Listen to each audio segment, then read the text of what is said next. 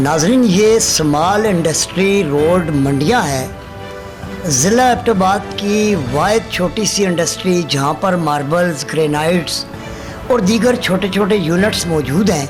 यहाँ पर small industries के एक बड़ा हैवी किस्म का अमला भी बैठता है, डायरेक्टर यहाँ बैठते हैं। बिल्कुल इसी रोड पे, ये जिस रोड पे ये गंदगी के ढेर और ये रोड टूट फूट का शिकार आपको नज़र आ रहा है, इसी रोड के एंड पे डायरेक्टर स्मॉल इंडस्ट्रीज़ बैठते हैं। इस रोड पे हर वक्त इंतज़ामिया का, कैंटोनमेंट बोर्ड का, उनके एहलकार, CNW के एहलकार, कैंटोनमेंट के एहलकार, ये दीगर लोग आते जाते रहते हैं। यहाँ पर हर गुज़रने वाले को तकलीफ़ का सामना करना पड़ता है। यहाँ पर ये गंदगी, ये मस्जिद है, मस्जिद के बाहर भी गंदगी का ढेर है, ड्रेनेज का कोई इंतज़ाम नहीं है।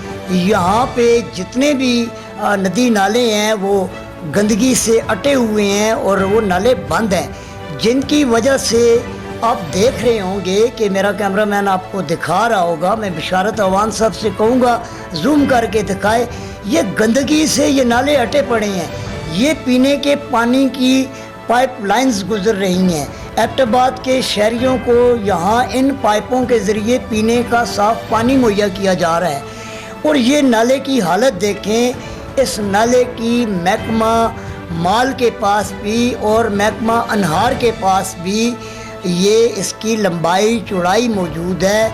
और यहाँ पर जो KP हुकूमत के लिए मैं स्पेशली बात करूँगा, हमारे जो मुंतखब नुमाइंदे हैं, चिराग के नीचे अंधेरे वाली बात है कि ये कहीं दूर की बात नहीं है। स्मॉल इंडस्ट्री चौक है, शमाल HD न्यूज़ चैनल का रास्ता है, यहाँ पर इंडस्ट्रीज़ हैं। यहाँ पर जो रोडों की हालत है, बड़े बड़े टैक्स लेने वाले, कैंटोनमेंट के टैक्सों को देखें तो आप चकरा जाएं।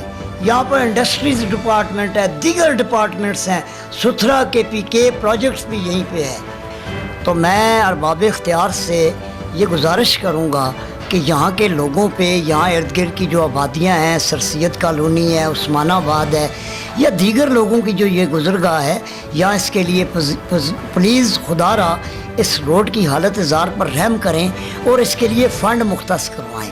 और इन नालों की सफाई, रेनी सीज़न स्टार्ट हो चुका है, नालों की सफाई को यकीनी बनाया जाए ताकि लोगों के घरों में और रोडों पे पानी आने से हम बच सकें। कैमरामैन बिशारत अवान के साथ कारी राशिद महमूद, शमाल HD न्यूज़ एबटाबाद।